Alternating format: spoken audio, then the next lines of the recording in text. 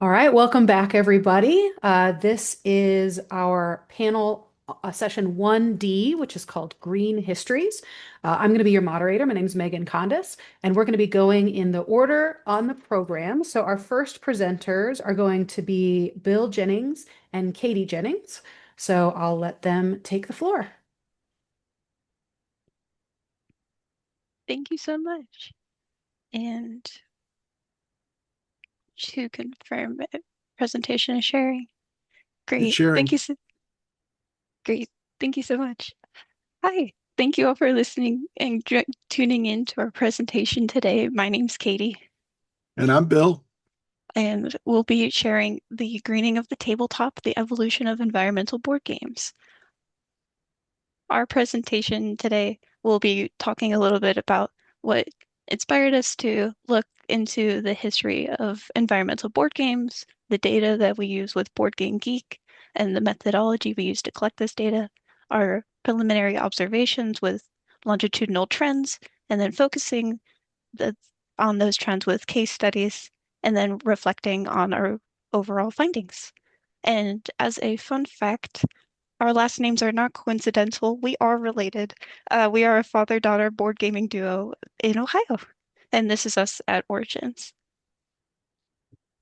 So with that, what inspired us to dive into the environmental board games is trying to understand what lessons do games teach. The transformative impact of modern environmentalism is increasingly apparent worldwide. And the increased presence of environmental awareness in both the arts and public policy in the late 20th century have promoted us to ask if they are reflected within the realm of play, including board games. As John Dewey notes, the most important attitude that can be formed is the desire to go on learning. And so, if this is true, what do board games teach? And can board games instill in this learning? So by studying the design of these games over the past century, this presentation will explore how play integrates scientific ideas and demands it places upon players to model scientific outcomes. So we'll be focusing on the evolving complexity of environmental concepts within games, and we'll be looking at what lessons do environmental games have they taught in the past and what do they teach now? Do board games tackle scientific interactions in chemistry, biology, physics, and if so, how deep are these lessons? And so that with that, the data we've been looking at is with Board Game Geek. Board Game Geek is an online platform with 2 million users, and they define environmental games as having themes and storylines regarding environmental conservation and management.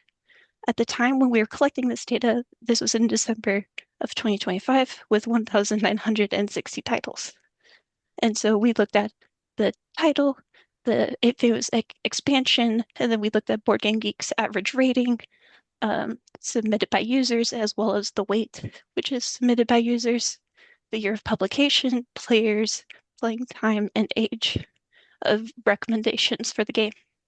There are some limitations to using BGG as a database in that for board games to be submitted to the website, you have to be a user. So oftentimes this is a self-selected user base of board game publications for board gamers. So there might be some limited generalizability to the public. There is also awareness of selection and demographic biases in identifying who is submitting games and what can be processed over time. So another limitation is the quality and depth. Yes, Board Game Geek does have a team of reviewers who can process submissions, but with human data, there is missing variables. And so we'll see a little bit of that as we discuss further. So to understand how we got to where we are today, we need to understand where we started. And so this is a trend of publications over time of board games from 1913 to 2028 available on Board Game Geek as of December 2025. And the reason for 2028, these two little points, is that users can submit games including publishers if they intend to publish into the future. So we have things to look forward to already. So, but with that, we do wonder where are we starting? And what game is at 1913? And I'll pass it over to Bill to explain further. Oh, thank you, Katie. Well, we have to start somewhere. And so with our data set, it starts with a game that was produced in Australia. It's called The Game of Time. And you might say, what's environmental about that? Well, it says it right on the board that this is an instructive game for any number of players. And it effectively is a spin and move or a spin, roll and move type game where players would use these concentric circular tracks, and the white one as well, to move towards the middle of the board. Winning the game amounts to getting to the center circle first. And in terms of playability, there isn't much for the player to do other than to spin the spinner that comes with the game and then advance the token, first doing the 60 minutes of an hour and then the 24 24 hours in a day, and then the 7 days of the week, and then the 12 months of the year to complete the track. It's essentially a race game. Next slide, please.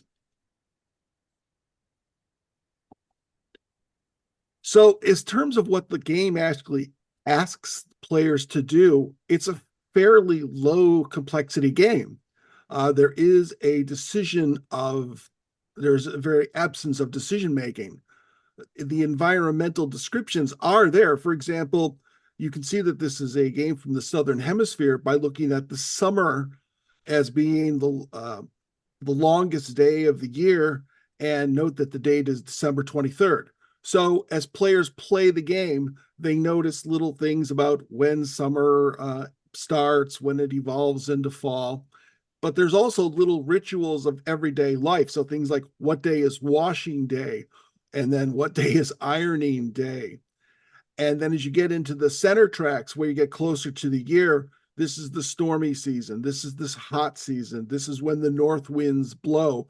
So that as the players move through the track, the information about the environment is basically incidental. It is adjacent to gameplay. It is not intrinsically part of it, but it is there on the game board, and it is hoped, I guess, since it's considered to be an instructive game, that players will learn something from it simply by moving their tokens around the circles.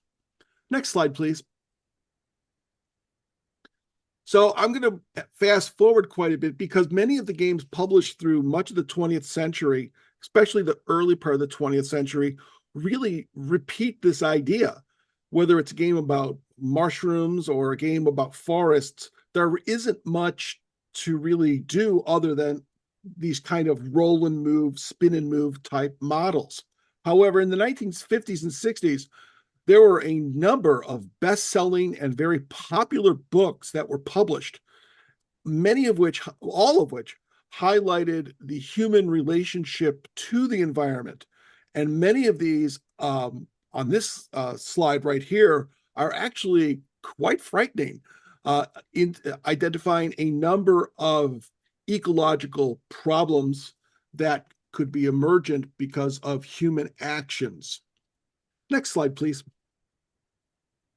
So after the 60s had concluded, in 1970 and 71, a game designer who also happened to be an instructor at Harvard, a guy named Richard Rosen, started to design games that reflected the anxieties that had been pronounced in the decade before. He designed a company called Urban Systems Inc. And his games specifically looked at realistic problems related to the environment as well as human interaction with it. And so these were lesson plans that he had incorporated into his classes at Harvard, and they are much more engaging than the environmental games that preceded it. They're unusual in the sense that the players have to make decisions which then have long-term consequences. So games like ecology, smog, population, and clean waters all reflect the anxieties of the 60s, but also give players agency to shape the future of whatever kind model they're simulating. Next slide, please. Here we have a detailed photograph of a game called Smog. You might recognize on the left that there's a kind of game track. However, as players play the game, it plays up to 4. You can place different kinds of pegs into this matrix, which represent different kinds of elements of city building. You have white tokens, which represent population centers, but you also have blue tokens, which represent factories. And so there's kind of a competition between having a healthy city environment for the people that live there, but also trying to generate revenue and face all of the kinds of problems that cities have to face. This may look familiar to you, it resembles photosynthesis in a way, because as you play the game, the wind directions can change, and those black smoke stacks that are generating poor air quality can be moved in different directions. So this is a world exercising type game, and it very strongly draws the connection between what humans do and how it affects their neighbors. Next slide, please. Another game of this period was Population. This is another one by Urban Systems. Here they take the Malthusian projection about food production and population growth. And on the left, you can see the design, the algorithm that human population expands geometrically while food production increases arithmetically. So this is a game that's a kind of pick cards and make a choice and then fill out the box. So it's kind of a version of roll and write type games we might think of today. And that's what the chart on the right shows. This is the little pad of paper that players would fill out as they try and advance their civilization. And there are 4 sort of periodic crises that players have to overcome in order to advance in a kind of civilization progress model. Next slide, please. So that brings us closer to today. And the 4 games that you see here, Terraforming Mars, Ark Nova, Legacy, Pandemic Legacy Season 1, and Cascadia, are all games that were recognized by the Spiel des Jahres. These are the games that broke through the critical as well as commercial barriers in order to make an imprint on the modern day landscape. And so we've got nominations occurring in 2009, 2016, 2017. And then we had a special award created for Pandemic Season 2, or Pandemic Legacy Season 2, with finally Cascadia winning in 2022. Next slide, please. So when you look at these top games today, you can see a variety of complexity as well as taxonomies. I'm using Bloom's taxonomy here to kind of categorize what these games are about. And you may note that the top 5 all have a medium to kind of heavy difficulty level, while Cascadia is relatively simple. And only 3 of them really encourage sort of creating things. And out of the 5, the top 5, interestingly enough, all keep to that kind of model where it is human agents that are shaping environmental conditions. Only Cascadia looks at animals and the connection between the landscape or seascape that they inhabit. Next slide, please. So on this slide, we've drawn out a matrix looking at the, I'm sorry, I'll turn it over to Katie to explain this one. Sure. So this is a scatter plot of chronological relative to the games we had talked about with Board Game Geek. Our first example of the 1913 turn game is not on this matrix because it is a missing data point. It does not have a ranking, but we can see of the games mentioned early on the previous slide, the pink stars are related to games with the human activity, and then the Cascadia being the Spiel des Jahres winner in 2022. So with that, we'll just move on to what we've our original questions, we have noticed that game designers are increasingly featuring environmental conservation and management in their themes, and that uh, games are becoming increasingly available with dynamic mechanisms and environmental themes have expanded over time. This gives us a lot of hope. We have a lot of hope for the future. Since December of 2025, 100 titles have been added to the BGG list, now at 2,081. We do have a question as to if environmentalism will be a public priority in the future. There is competition in the marketplace for other genres, including transportation, economics at over 9,000 titles, and war with over 26,000 titles. And we're excited for future opportunities, maybe comparing, like hosting a study to compare between gamers and non-gamers' perspectives and awareness on environmental topics. Overall, thank you all so much for listening.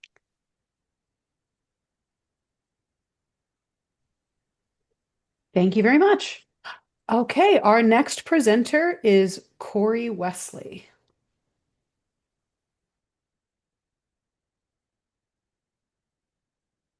Thank you. All right, I think this slide should be up on the screen.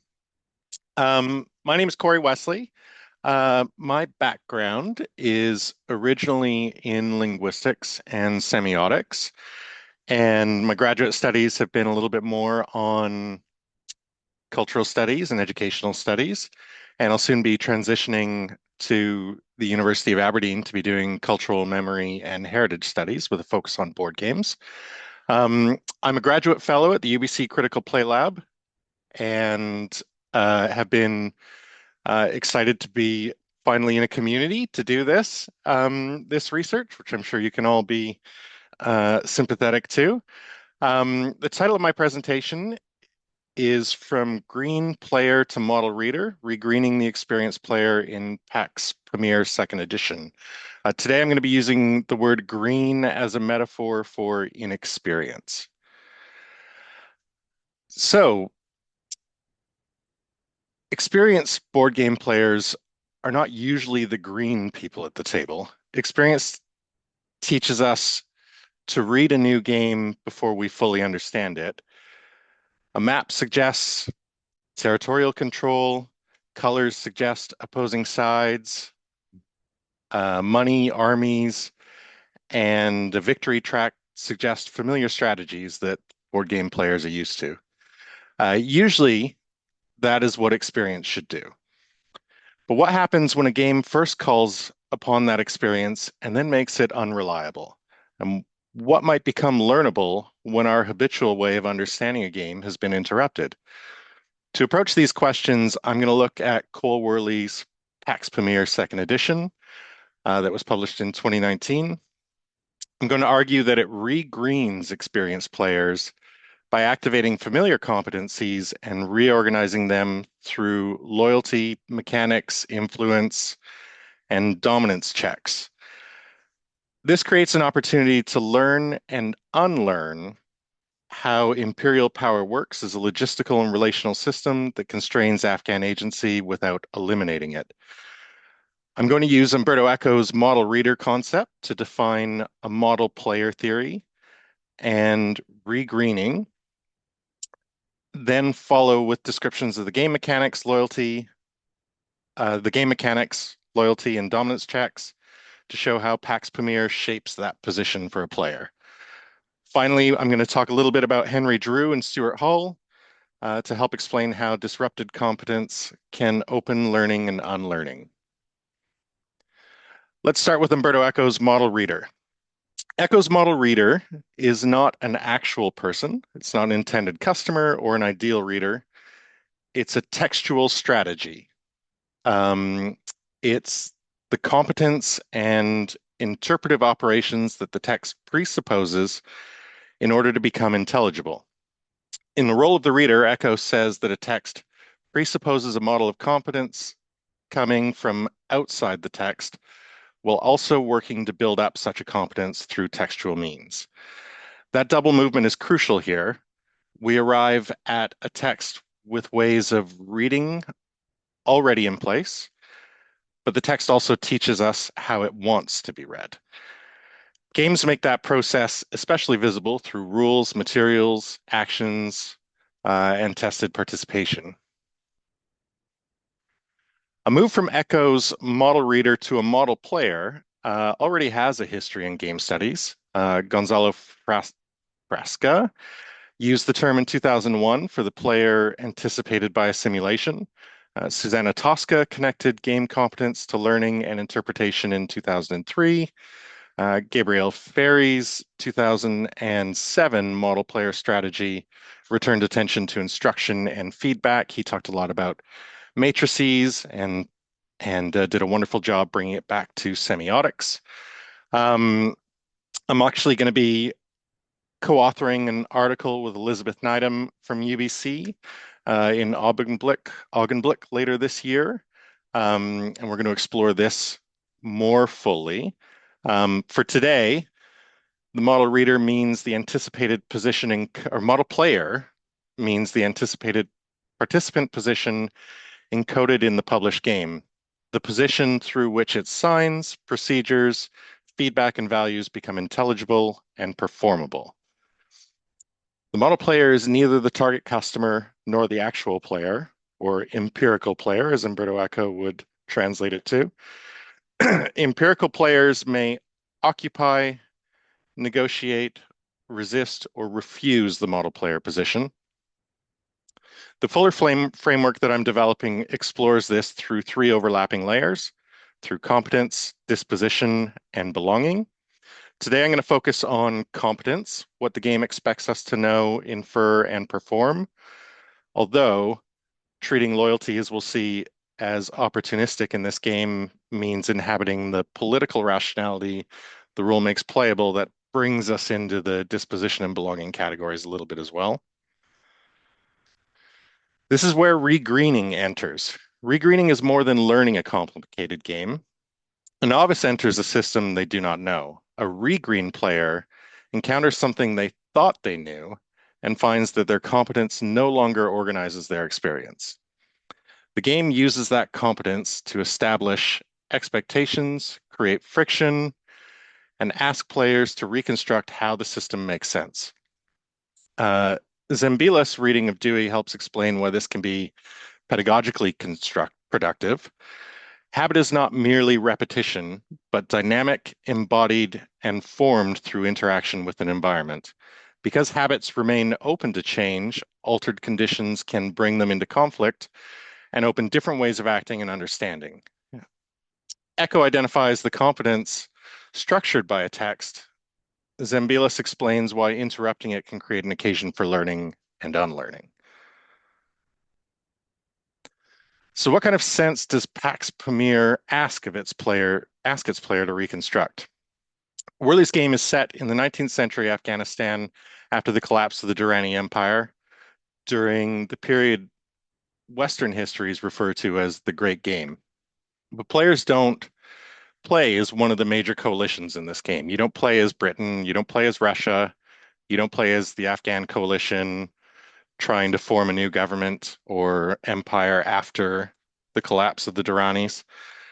The rulebook views, or the rulebook states that Colworley's trying to put the players in the perspective of the Afghans who sought to manipulate the interloping Ferengi, or foreigners, for their own purposes. Each player is an Afghan power broker navigating British, Russian, and Afghan coalition pressure, influence, and dominance.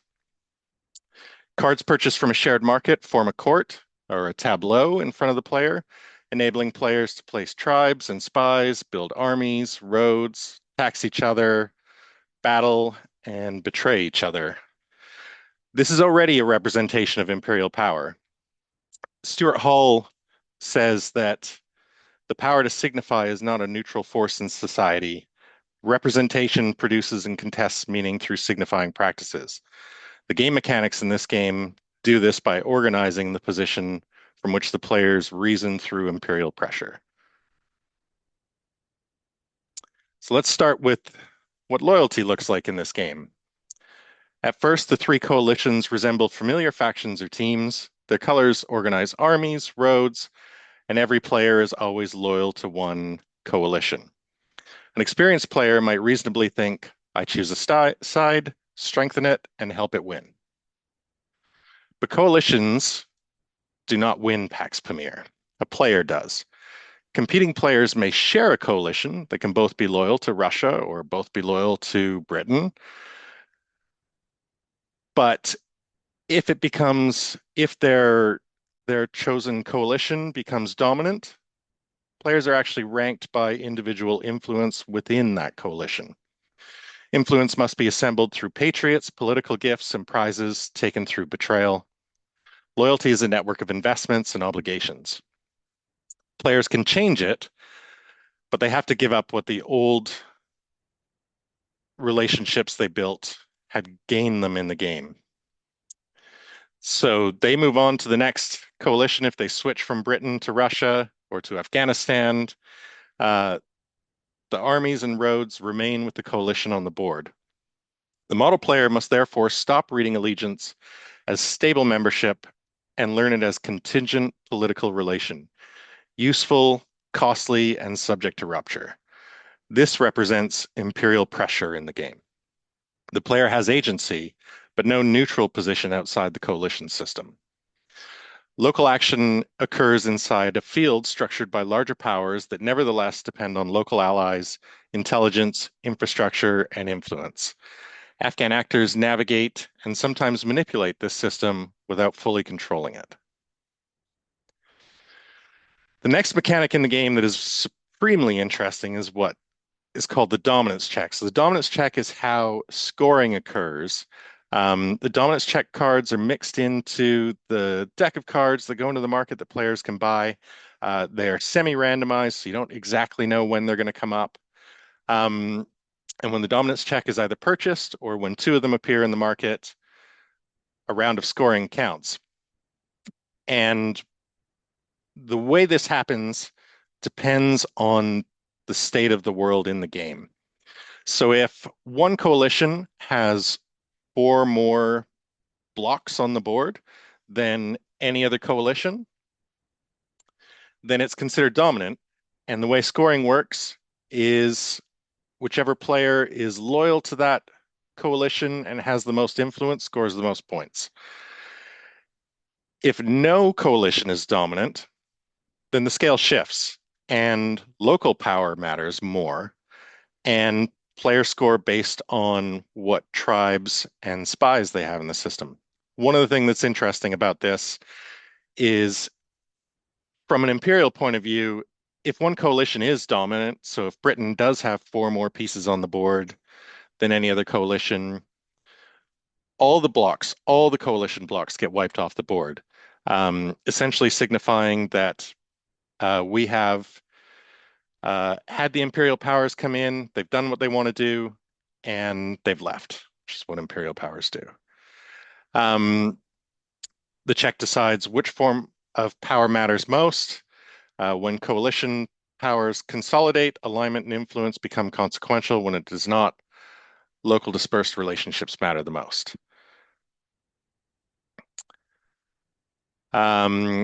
Worley has put in his rule book information about some of the stuff that he researched. He did quite a bit of effort to go through and make sure that he was making this representation and theory of empire and dominance as complex as possible and as intricate as possible.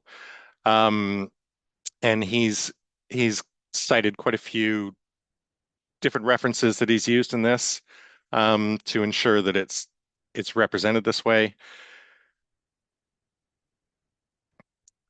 So in Pax Pamir, the experienced player may expect stable factions, territorial accumulation, and strategic control, but Pax Pamir does not merely say those assumptions are inadequate.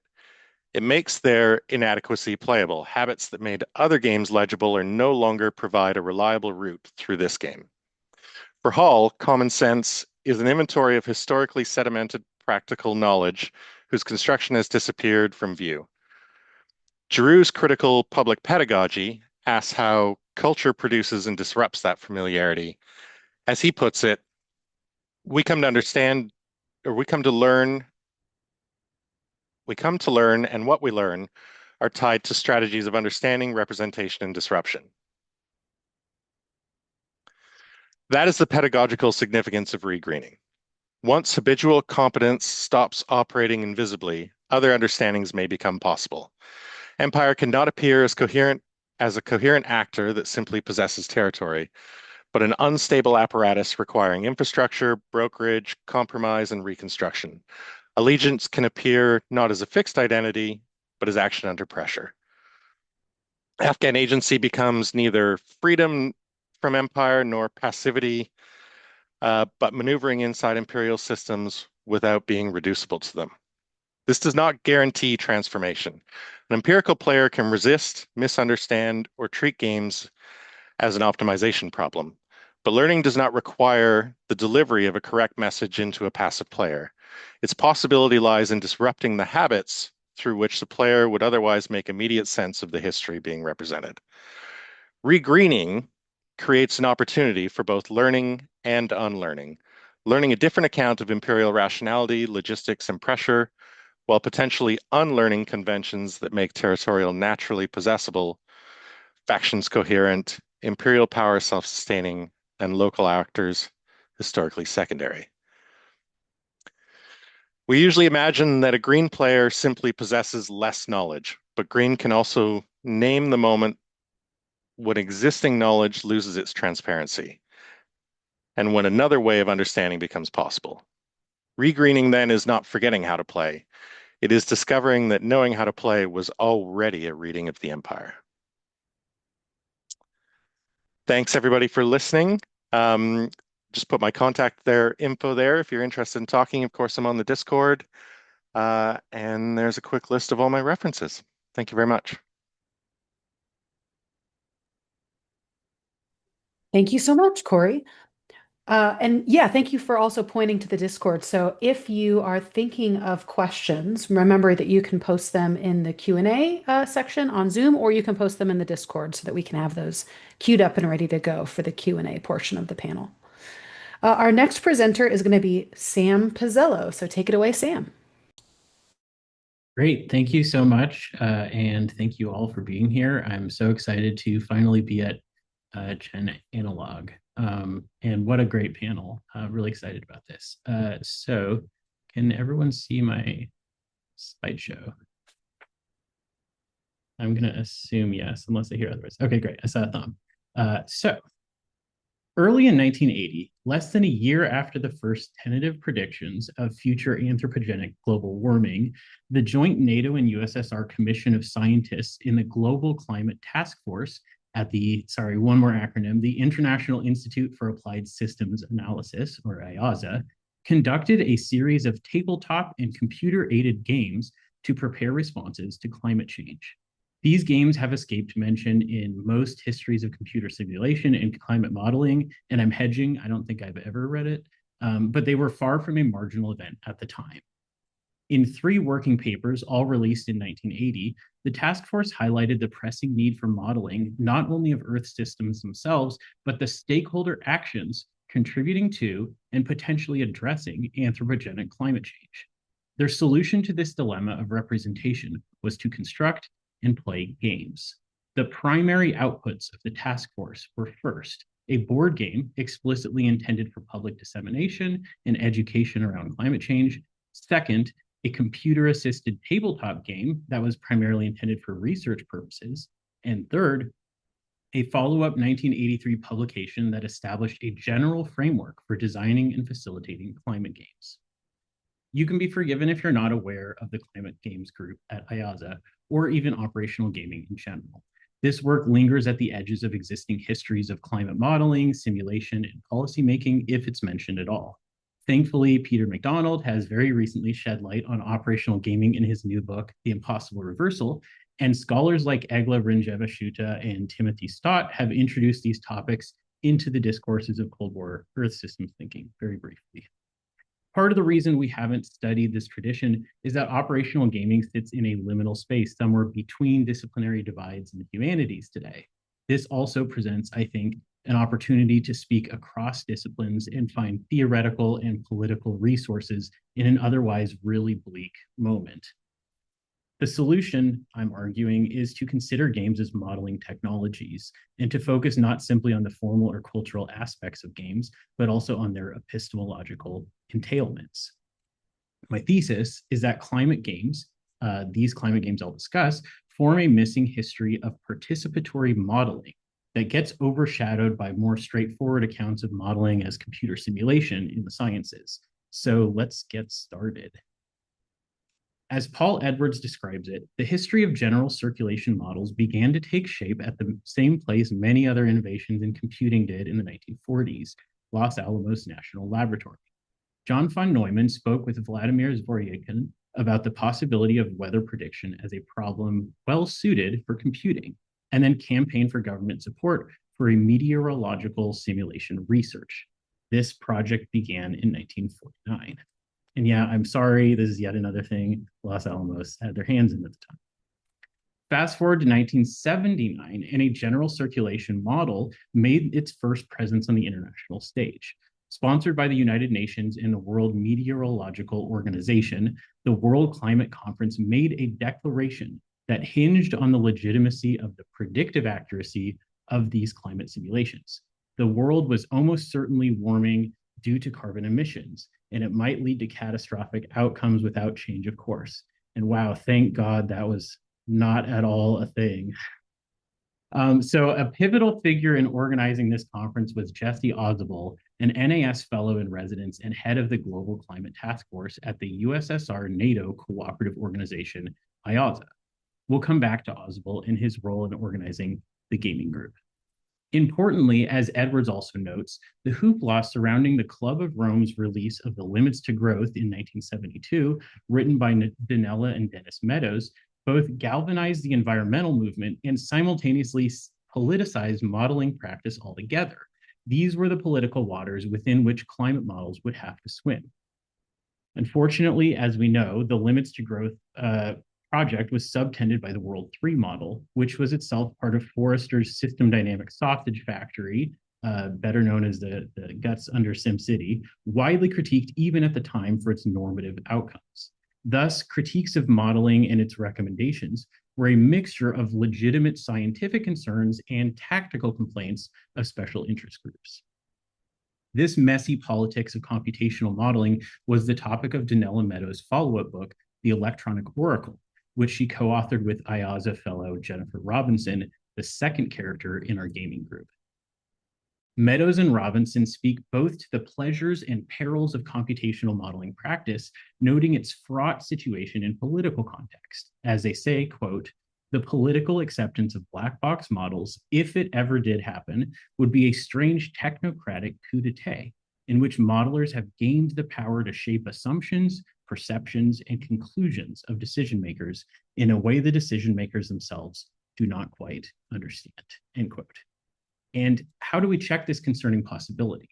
The authors remark on changes in communities of modelers and campaign for a further emphasis on humility and public engagement in these modeling communities. They even use their own oracular vision to prophesize a world where modeling has hit the mainstream of public literacy and acceptance. And yet this prediction, as we know, has largely not come to pass. From the vantage of our AI slop, lettuce diarrhea, and Facebook conspiracy-laden present, it seems obvious that computers do not necessarily improve public literacy about their simulation capabilities. But why? Let's look at the history that we don't talk about much. Commercial green games have a very weird and fraught history, and I got to save a little time here because there was an incredible and far superior detailing of them by the previous panelists. But there's sort of climatological themes, maybe in a very vague sense, in games all the way from Chess of the Four Seasons in Alfonso X's Compendium on Games, all the way through the present.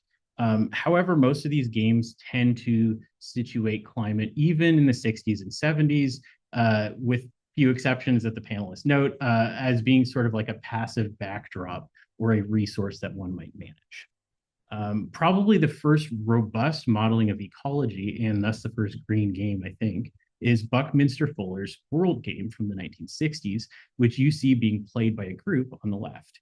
The World game fits into Fuller's Spaceship Earth worldview and models the meshwork of human actions within a global understanding of conservation ecology and resource management. But there's another quite different tradition of green gaming that's been overlooked entirely by historians. Dmitry Kavatartse and Aaron Brudney formed the Ecopolis program for ecologically conscious planned cities as part of the UNESCO Man in the Biosphere program in the 1970s. Unlike traditional top-down models for city planning that were popular at the time, the Ecopolis program was planned from the bottom up as a collaborative grassroots effort. What's fascinating about this project is that it was first gamed out. Years before the Ecopolis city opened, Kavadartse and Brudney led a series of Ecopolis games, each with 50 participants acting out the various roles of eco-citizens. The Ecopolis games thus fit into a tradition of Soviet game design and operational gaming practice that happened far earlier and to a far greater extent than anywhere else in the world, or at the very least, Euro-American nations. Hundreds of books were published in the 20s and 30s on the theory and design of new socialist games. And Mary Burstein, as you see on the left, designed and led numerous planning and resource management games in the early 1930s. At the same time as the UN Climate Report in 1979, IAZA recruited operations researcher Ingolf Stahl to lead an operational gaming working group with the explicit aim of synthesizing these pre-existing traditions of serious gaming in the US, Europe, USSR, Japan, and Central America. Games were argued to serve several key functions: education, training, policymaking, and research. They were emphasized as a way of overcoming the inherent computational limitations of modeling complex systems featuring human actors. Marshev and Popov, for instance, define games as structures within which other human activities are staged. And this research overwhelmingly focused on the design and play of specific games that modeled various complex systems. The interaction between computer and human agents was essential for the function and dissemination of these models. Humans remained in the loop by design. And the schemas of games discussed also critically incorporated the role of human feedback into the modeling process in a really recursive way. For instance, the Marshev lab at Moscow University structured their games as a feedback activity where game models are continually tested and revised according to the local knowledge and verbal models that emerge among the players. So let's see this theory in practice by looking at the climate game working group. Led by Ozable with important contributions by Stahl and Robinson, the climate game working group sought to harness the power of gaming to model the human dynamics of climate change. How do scientists, politicians, and nation states influence climate outcomes? In the spirit of Stahl's operational gaming project, the group had two principal game outcomes, as I said, a board game designed for public dissemination and a participatory computer simulation game designed for research. So let's look briefly at them. The board game is called The Greenhouse Effect. And this game is a Monopoly style game where players move around the board linearly following the path, as they say, of accumulating emissions of CO2. Dice rolls influence the outcomes, and each player is a different country in this game. And let's go into a little more detail, even though I don't have a lot of time, about the different categories of spaces on the board. I'll choose two in particular. So I don't have a ton of time to look at all of the details, but I just wanted to show this to note that there are a lot of details that they go into depth about what kinds of spaces and what kinds of tokens and what kinds of cards are in these games. So while the path through CO2 accumulation might seem linear in the game, the spaces that each player lands on complicate this linearity. Human technologies might develop that cool the Earth's temperature through weather modification or reforestation, or maybe not. The ocean or the biosphere might serve as a better than expected heat sink, delaying climate catastrophe, or maybe not. It all depends on the emergent feedback loop of scientific advancements, technological developments, human actions, and unforeseeable climatological dynamics. So, the board game here models scientific uncertainty and human action itself much better than the global circulation models that were prevalent in the scientific community at the time. Players embody the uncertainty of experiencing planetary effects amidst industrial competition between capitalist nations. In the vein of IAZA critical game design literature, the board game prioritizes player action player interaction and player negotiation over abstract computational processes. And so game two, the Cole game, kind of builds upon this using computational simulation as one component of the game. It was designed primarily as a research tool to study the tragedy of the commons. So this is a sort of hypothetical tendency for different groups to exploit a shared resource. And a lot of economists now think it's fake, but be that as it may. It also attempted to model the possibility of international cooperation emerging or the possibility of cartels forming. And finally, this game was used as a validation simulation to figure out the history of how coal contributed to the warming climate in the first place. As you can see, while it was technically a computer simulation game, in classic wargaming fashion, the computer is only run as an operator, and it's one tool for simulating the outcomes of player decisions. All the actual action is happening at the gaming table itself. So this game focused on aspects of climate change, like the uncertainty of the human factor in climate change, different temporal scales of trends, a global view that modeled the incentives of countries to pollute and hopefully modeled their incentives to change and cooperate internationally. And then finally, it used statistics to track long-run changes in player strategy as they learn more effectively what the model is doing. It also had this sort of graphical user interface, but it was mostly to make the game more intuitive to players and policymakers. And it's really sad that these games didn't catch on more than they did. Maybe society would be very different now. But rather than crying over spilled milk, I want to briefly look, and let me just see. Okay, 5:17. Okay, good. I'm good on time still. So let me just very briefly talk about the after effects of these games, which were pretty complicated and kind of generally unacknowledged. So after Janella Meadows' untimely death, her husband and collaborator, Dennis Meadows, produced several versions of what was called Stratagem, a computer simulation game that was designed to facilitate group play, just like the original Cole game. While remaining one of the key global advocates for climate action to this day, Meadows also served as the president of the International Simulation and Gaming Association, contributing to a double special issue in simulation and in the Simulation and Gaming Journal in 2013, and he co-authored the Climate Change Playbook, which describes many collaborative games he helped to design and teach, introducing children and policymakers to the complexities of system dynamics. But then capitalism kind of ruined everything. So in one of the articles in this special issue by Reichen and Eisenach, they track the development of different climate games and who is producing them and show the gradual takeover of corporate actors into this space, unfortunately. And so just as a few examples, what we see is that there's sort of like these games try to foreclose the possibility of action or make climate change seem inevitable or valorize individual action or things like that. And similarly harmful is this sort of aestheticized system dynamics models that we're all familiar with now, popularized by Maxis games, which abstracted the impacts of human action, or even worse, as you see on the right, proselytize a model for environmentalism within a framework of economic growth imperatives. So kind of foreclosing the possibility that we value things other than money. So just to conclude very briefly, the politics of modeling, as I'm arguing, must include the politics of games. And second, the history of modeling must include the histories of games. So what I'm trying to get us to ask is, how can our politics and our histories change in our moment if we incorporate gaming into the very core of telling those stories and of forming climate action in, again, a very dark period of history? Thank you so much.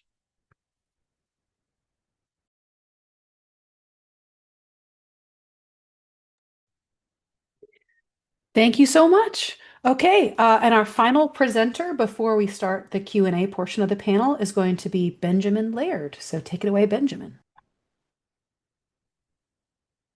Okay.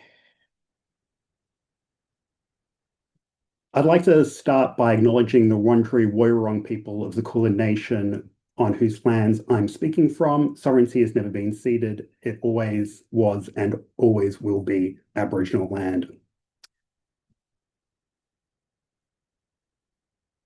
Furthermore, the Australian Creative Histories and Futures team pays tribute to and acknowledges Aboriginal and Torres Strait Islander peoples have been the custodians of the arts in their many forms since the first sunrise. I'll be discussing how the Australian Freeform developed. This research is part of a project in progress to document the Australian Freeform in the AusStage Live Performance Database as part of the Australian Creative Histories and Futures. The Freeform, where groups of players embody predefined characters with little game master involvement, is a form of live-action role-playing that developed independently in Australia in the early 1980s.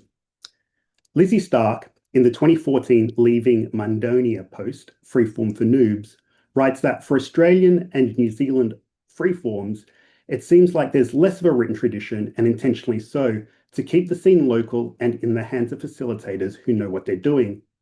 However, when the freeform was developing in Australia, it was very visible in print. Moreover, I'd argue, and perhaps controversially, that the written tradition is the reason the term freeform is used internationally in regard to role-playing games and LARP. That is not to say that the Australian freeform necessarily shaped all those forms, only that the term propagated through gaming cultures from Australia. The first reference freeform was one designed by a team led by Peter Quinton and based on the Traveller science fiction tabletop role-playing game that ran at the Canberra War Games Society's Octobercon in 1982. Better documented is the following January 1983's Lasartan Volador, the Flying Frying Pan, also based on Traveller, which ran at the same society's Canberra Games Convention, later known as CanCon. The game had around 40 players embodying their characters in a communal space that represented the ship. As Nicholas Cowell writes in the 1983 Arcanacon Convention Handbook, generalizing about the freeform in regard to Lasartan Volador, instead of having identical parties going through identical adventures, all the players are put together. And he states they can initiate many of the activities on their own using a DM only when necessary. The players quickly develop a mire of plots, deals, and schemes to improve their rank, status, and monies, and so forth. At the next CanCon in 1984, Lasartan Volador's designers ran their very first large game with over 150 players, running 12 hours a day for 3 days. In a look behind the scenes article for the 1985 CanCon game in an issue of Breakout, Garth Nix, one of the group's designers, notes that the 84 game was part of a continuing experiment in carrying on the concept of the freeform, and while players loved the freeform system, others hated it. Moreover, he states that the referees found it difficult to make a cohesive game. Based on those experiences, Nix and the other designers created a smaller game at the 1984 Octobercon, Milvian Police, for 30 players that explicitly combined the freeform element, in this case a briefing room, with traditional tabletop role-playing games for missions. This type of freeform would be later described in a 1993 Australian Convention role-playing glossary as a structured freeform. The success of Milvian Police led them to create The Roost, a game with 192 players at CanCon in 1985. The freeform play area was hung with parachutes, making a star town, and equipment cards, drink cards, and money were used to simulate an economy. As conflict was impractical in the freeform space given the number of players, they had Star Town's alien proprietors use psychic powers to forbid illegal activities. Some players took to Star Town creating their own businesses, but to Nix's disappointment, other players didn't roleplay their characters at all. The tabletop elements were expeditions outside the Star Town that players could undertake. While generally successful, there were issues such as demands on the referee's time, also exacerbated by the player-to-referee ratio of 14:1, and the Roost would end up being the largest freeform they'd create, with the next 2 years, 1986 and 1987, being smaller 70-player Traveller invitationals. Freeforms, however, were not only Traveller. CanCon saw AD&D-based freeforms, and they were not only confined to Canberra. Inspired by Lasartan Volador, Cowell and Steve White designed Trouble in Fandonia, which ran in Melbourne at the 1983 Arcanacon Convention. Based on the top-secret tabletop role-playing game, the players were members of one of 3 intelligence agencies.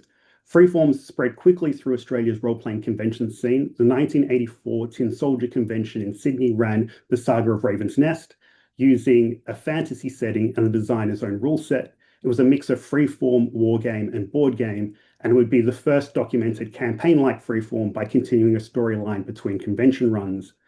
1984 saw both Melbourne conventions, Fantasticon and Arcanacon, run a Traveller freeform, with the Arcanacon game run over 24 hours. Conventions would advertise having freeforms among other games, and the initially hyphenated free-form collapsed into a single word by 1985.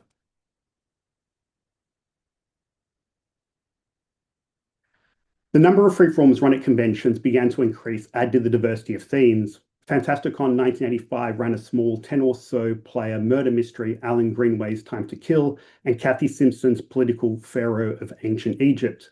Arcanacon the same year ran The Last Gasp, a sequel to Time to Kill, and the Arthurian freeform, The Knights of Camelot.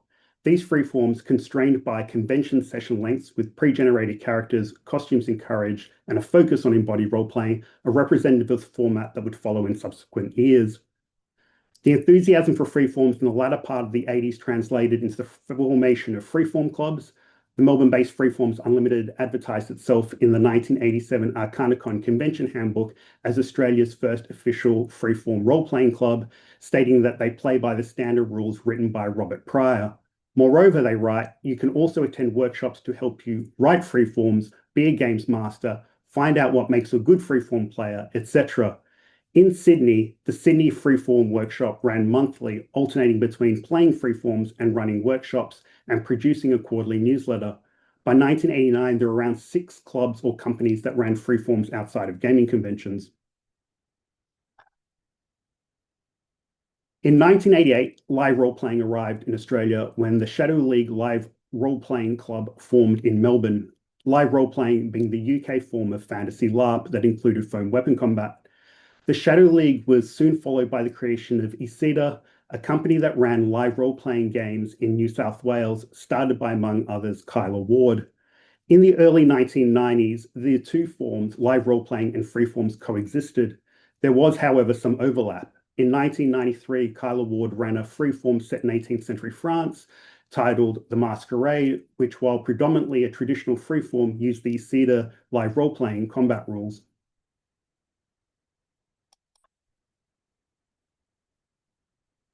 At the same time, the freeform was finding its way outside of Australia. In 1989, Mark Whalen's Freeforming an Australian Phenomenon was published in an August issue of the UK role-playing magazine GM. In it, Whalen describes a few styles of freeform and reports on his own and others' player experiences. Furthermore, he indicates the soon-to-be-published The Freeform book by Morgana Cowling. Cowling's book, published in 1990, outlines what freeform is, giving 3 subtypes: the whodunit, plot, subplot, scheme, and scandal, and the common denominator. She describes how to play, how to run, which includes a freeform rule set, and how to write a freeform, and gives 3 example freeforms. While UK gamers, and perhaps those in other countries, would certainly have read Whalen's article, Steve Hatherley, a UK freeform designer, attributes the use of the term freeform in the UK to Cowling's book. However, there was already likely something similar to a freeform in the UK. Brian Williams, in All Our Yesterdays British LARP, in the Peckforton Papers, Essays from 4 Decades of LARP in the UK, states that fantasy parties run by Andrew Rillstone in 1988 are the first examples in the UK of the genre that became known as freeforms.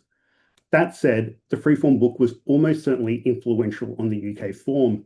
Tony Mitten recollects in All Our Yesterdays that he ran 3 Vampire the Masquerade freeforms at the European Gen Con in the early 1990s, having only previously live role-played with Labyrinth. But he wrote the freeforms using a copy of Cowling's book, a fanzine with a supplement dedicated to fantasy parties, and the 1991 first edition of the Vampire Masquerade Tabletop Rules, which had live action role-playing guidelines. The influence in the UK is captured in Stark's description of the UK freeform in Freeform for Noobs, which is very much representative of a subset of Australian freeforms. Moreover, the appearance of the freeform in the UK will certainly have been seen by other European gamers. Vampire the Masquerade was also popular in Australia and used the term live action role-playing. Outside the convention scene, it would have been many Australian gamers' first encounter with the term for an away-from-the-table gaming experience. However, the 1993 Australian glossary describes the Australian definition of LARP as outdoor costumed events involving wide open spaces, rubber weaponry, and special effects. Though this wasn't at the time accepted by the Australian live role-playing community, the majority of whom would continue to use the term live role-playing for the next few years. For the alternate US definition, the glossary states it is more general, embracing our definition of live role-playing, plus free-forming, multi-forming, and theatre forming. The glossary describes the multiform as a gaming style that moves away from the seated table to allow players to explore body language, scene construction, and basic theatrical technique. The theatre form, by contrast, is described as one that makes full use of the performance space, lighting and special effects, costumes, props, and large numbers of NPC extras. I should note that there was one other LARP form that ran at conventions in the 1990s called Bridge Crew. Described as computer-assisted live role-play, a series of computers were networked, each serving as some function of a starship, and which players took on crew positions. Furthermore, the 1999 CanCon featured a freeform To Fly with Honor, which had an optional bridge crew session, and vice versa. While any convention tabletop game could turn into a multiform, freeforms remained the dominant named LARP at conventions and flourished in the 1990s. The range of genres continued to expand and use the multi-session format like To Fly with Honor did to combine with other forms such as tabletop sessions leading into larger freeforms or smaller freeforms that would combine. The 1990s also saw more freeforms written as parts of series with sequels running each year. In 1993, with the release of Mind's Eye Theatre, The Masquerade, and the start of the World Wide Web, it began to shape language and impact Australian gaming even more. Camarilla chapters, World of Darkness fan clubs that ran campaign LARPs started being formed in the mid-1990s, and campaign-style play called LARP outside of live role-playing became popular. The end of the 90s closed on a high with well over 40 freeforms running at conventions nationwide. Returning to the Australian Creative Histories and Futures, it's a cultural data capability uplift project, one strand of which is to enable interoperability between Australian cultural data sets. The current data sets include Ozstage, Design and Art Australia Online, ACME, which is a museum of screen culture, which includes film, television, video games, and digital art, and data sets from Creative Australia, the Australian federal government's arts body. Australia has been very good at indexing culture. Ozstage, which documents live performance from theatre and ballet to circus and equestrian events, and Ozlit, which indexes literature, are both 25 years old. However, narrative-based analog games are often not addressed. This means the impact of these games on the broader Australian arts is not well documented. While indexing the freeform is useful for Australian analog games research, it also has a broader role to play in understanding the relationship between analog games and other arts. Artists have both shaped the freeform and had their careers shaped by it. Garth Nix, one of the original designers of freeforms in Canberra, has gone on to have a successful career as an author. Several other freeform designers also went on to have careers as authors and in other areas of the arts. Finally, the data set of freeform occurrences is still being collated from convention handbooks, magazine articles, and other ephemera, and there's still a lot of work to be done before adding freeforms to Ozstage. The freeform is certainly a live performance, and arguably, though I'm not going to extend to it, so are sessions of tabletop role-playing games. If freeforms are the boundary, then what of multiforms or structured freeforms? Additionally, there are other questions to be answered, such as whether players are contributors or audience, though this may be moot as lists are rarely kept, and given how freeforms often can be rewritten between runs, whether they constitute single works. But once compiled, however, the full impact on Australian arts should be visible. Thank you. And my references. Wonderful. Thank you so much, Benjamin, and thank you to all of our panelists for the fantastic papers. So if you would please, I'm going to try to get two windows going here. You have a couple of choices. We can use the Q&A function in Zoom, or if you wanted to post questions over in Discord, maybe if you had posted one in Discord already, you could copy and paste it in the sessions chat again so that I can find it more easily. But we have some time for all of you to ask questions of our amazing panelists. All right. So the first question that has popped up is for Sam. So Alinda Chang asks, I may have missed this in the acronym soup, but do you have a sense of how tied these climate games were to more established models of wargaming? Did they derive some of their legibility and/or legitimacy by falling under a national security umbrella? Yeah, great question. Thank you, Alinda. So IAZA is itself like a massive national security organization. It's like a rare site of like open collaboration during the Cold War between Soviet researchers and NATO countries, so like Euro-American researchers. So yes, there's absolutely that dynamic to it, which also means, especially as it gets closer and closer to wargaming applications, that there is more red tape and reticence to speak of the issues. But I didn't get that sense reading through these papers about the climate gaming group specifically. They seemed like they were very openly and actively collaborating, and it didn't seem as much like they were trying to get the hegemons of the world to like intervene in a heavy-handed way, but it was more of like bottom up outreach. And like you see that also with like the UN Climate Commission now, right, is a lot of like public efforts rather than like trying to strong arm nations, because that's not very effective. So as far as like methods and methodology, I think that by this time, the late 70s, early 80s, operational gaming and business gaming and those sorts of related disciplines were so their own thing from wargaming. There was some overlap, but they didn't need to really draw back to wargaming specifically. I was mostly mentioning wargaming because that is more likely to be familiar to this audience. But I didn't get any sense that there was a sort of militaristic aspect of that. All right, fantastic. Thank you so much. I actually have a question for Bill and for Katie, and this is a question about Board Game Geek a as a like tool for scholars.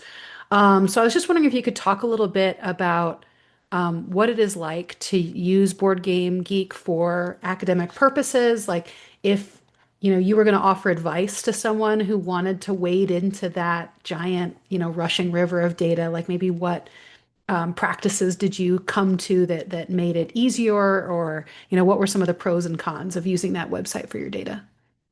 This is a question that I'll take a stab at, and Katie might want to add to it later.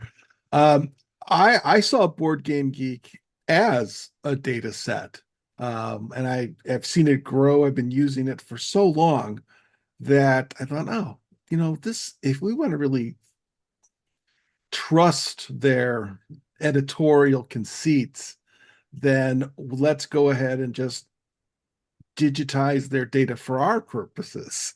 Now, is that are we scraping the web? I suppose we did. But in terms of practical use, it took I'm glad we didn't do wargaming. We had about just shy of 2,000 games, but it took the three of us about a month to manually go through every single game and enter the variables that we took off of the website. We didn't use any kind of AI. I wouldn't know how to scrape it using that kind of tool. So it involved just going down the list and then seeing, because it took a month, occasionally there would be new games added. So we have to identify those and find those. And so it was really quite a relief at the end of December when we could declare it's over, and let's just declare it over at 1961, 1,961 games, the end. And since then, 100 new ones have materialized. So it was nice to have the three of us adding data through that month. Katie, do you want to add anything to that? Adding to that just as like a general data processing, writing down your steps is really helpful. So like your variables of interest and trying to be accurate to what in our case, the website, the Board Game Geek is saying. So that meant being aware of foreign language titles and trying to be reflective of multicultural um, games, as well as recognizing uh, the human impact of having people rating games and then choosing their own personal preferences for their reflection on weight and complexity. So yeah, that's what I would add. Awesome. Thank you so much. We still have some time for questions. And let me also suggest that if panelists have questions for each other, y'all are welcome to. I mean, you are on camera, so you don't have to type it in the Q&A if you don't want to. You're welcome to just ask each other questions.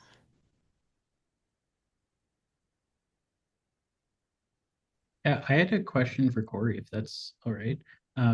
Really interesting presentation, Corey. And I had vaguely heard of that game before, but had never been brave enough to try to play it before. So it was like really cool to hear how rich it is. I was wondering because when I think of like complexity and regaming players, the first game that always comes to mind for me is Spirit Island, which is like very eco and anti-colonial themed as well. And it seems like both of them are really challenging a lot of colonial tropes, which appear intuitive and have been so tropified through like genre conventions and like player norms that that is what seems so obvious about them. And so I was wondering, do you feel like that these games are like regreening players in that sort of like genre milieu, or do you think that very specifically each game that you're looking at is totally like trying to force the players out of their comfort zones for that specific play experience, right? So is it like more broadly Right. like an anti-colonial maneuver, or is it like each game is trying to be uniquely sort of displacing the expertise? Yeah. Well, I think like initially, I like the Spirit Island is an interesting comparison. I think well, my opinions swayed a little bit after watching an interview with Cole Worley and Mary Flanagan talking about Spirit Island. That's a really interesting podcast that they were on together, which was like the dream podcast to see. They and they were talking about Spirit Island and how the mechanics are still colonial, how it just shifts the position where it becomes the spirits that are now the islanders are now beholden to the spirits instead of the colonial masters, but they're treating them the same way. So I thought it was interesting that they talked about how critical it is that the mechanics need to be different.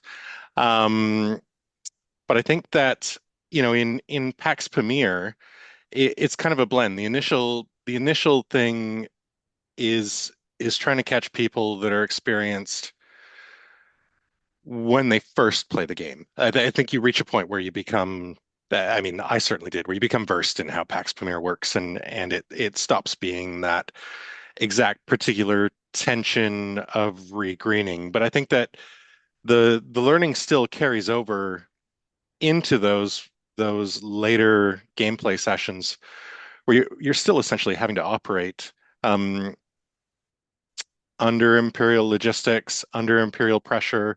The game mechanically is putting you in those positions. And, I think, I mean, to give a little ego historical perspective for me, it was probably around the third or fourth play where I stopped going, wow, this game is difficult and different and interesting, and went, wait a minute, this is saying something completely different to me than what I experienced with, Risk or whatever else in the past. So I think it's performing those pedagogical functions differently at different points along your experience trajectory in the game. Hopefully that answers that question.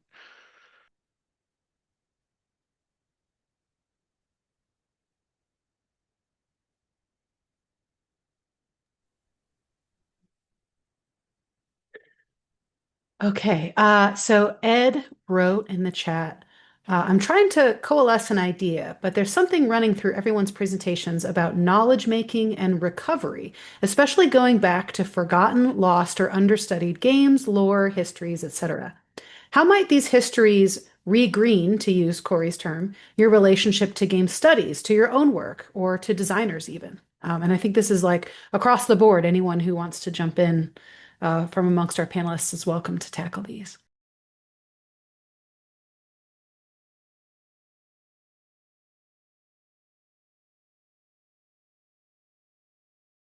I'll jump in.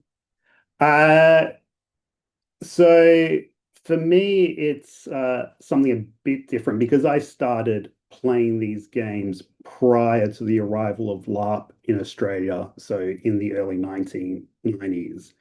And Mark Whalen's article, I had a copy of that since the late 80s.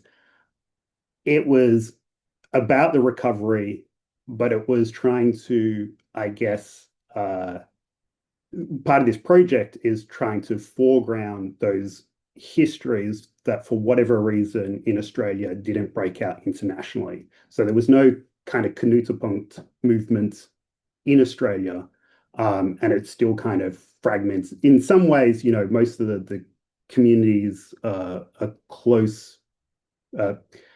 Between Sydney and Melbourne, there is some crossover, but you can still get very independent kind of communities of gamers. So no concentration seems to have occurred. I think there is more of a movement now because of the influence of Nordic LARP.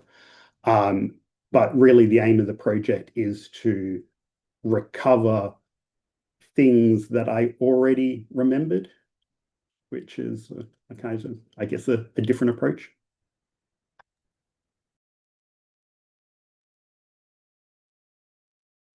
I think I'll follow up with what Benjamin just said, that these recent commercial successes that have been all over game shops and people's tabletops everywhere didn't emerge out of the ether, that there was antecedent creations that led to them. So it's trying to develop a narrative, a history, to show how these developments didn't just materialize from nothing, that they came from somewhere, and that they've been around longer than we think. Yeah, I'll follow that since I'm doing a similar project in the sense of like really looking back for historical antecedents and stretching the history longer. I think that like, not to be obsequious, but like being here at an analog game studies conference, I think that like my sort of ambitions to regreen game studies are like in line, I think, with analog game studies more broadly, which is to what extent are the divisions in our disciplines arbitrarily constructed, and what are the consequences of those arbitrary constructions? And you can see it in I think the 2001 issue of Game Studies. Espen Urset says in his article, like, oh yeah, no one does game studies. I mean, there is a journal called Simulation and Gaming that's been around for 2 decades, but it's not really doing the kind of game studies we want, and it's sort of like there's this really like arbitrary way of siloing research that I think we're bearing the consequences of to this day. And so, in the same way as analog game studies is an opportunity to sort of redraw those lines, or maybe just erase them altogether, that's also how I see my work and what I see it doing. Is like, to what extent are we Eurocentric? To what extent is Soviet game studies actually really crucial to our history? To what extent are we too focused on computers, and like board gaming and tabletop gaming is crucial to the history? To what extent are we avoiding anything that's not a commercial game. Like what games are scientists playing and why does that matter for the world? So that's what I try to do.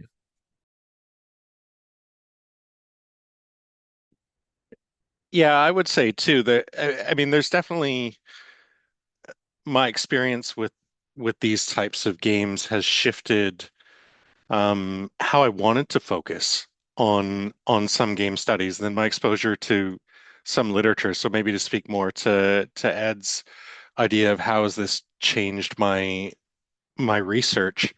Arseth is a good example, and I can think of some others that I've read.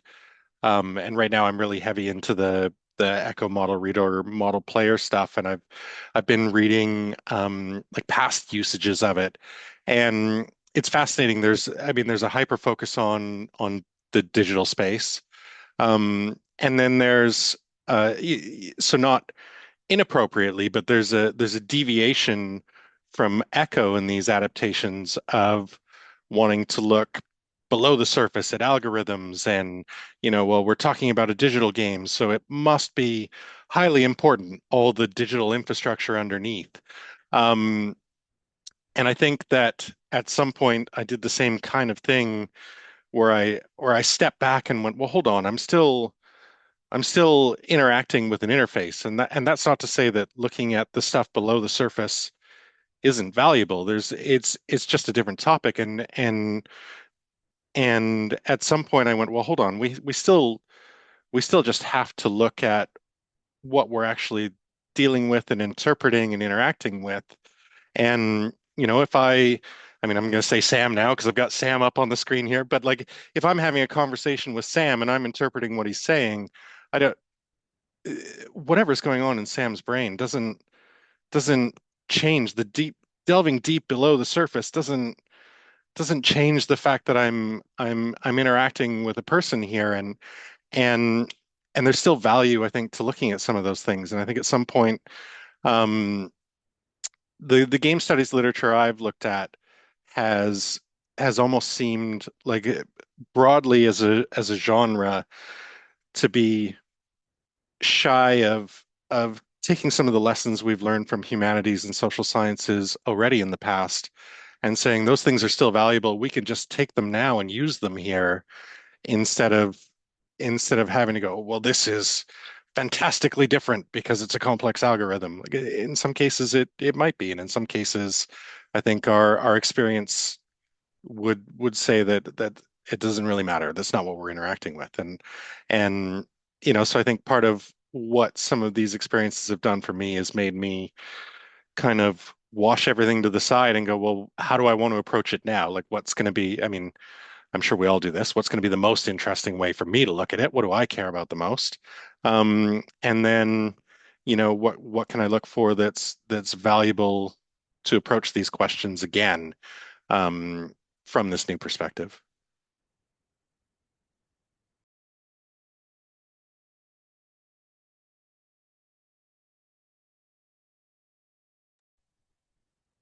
Okay, let me check the Q&A in the Discord one more time.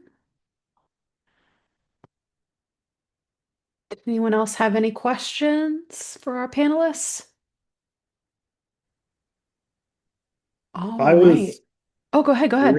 I was just going to say, I was really hoping someone would challenge me on my freeform terminology assertion, but nobody has. It was a big swing because I'm still trying to track down the propagation of that term. Evan's not here, so I'm sure he would have something to say. You should follow up with him. He's always happy to talk about stuff. Yeah. Fantastic. Okay, well, thank you so much, everybody, for your presentations. Ed, do you have any sort of concluding notes for the day?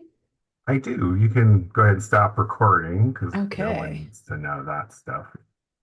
Um, awesome. All right. Thank you so much, everyone. Day one is concluded.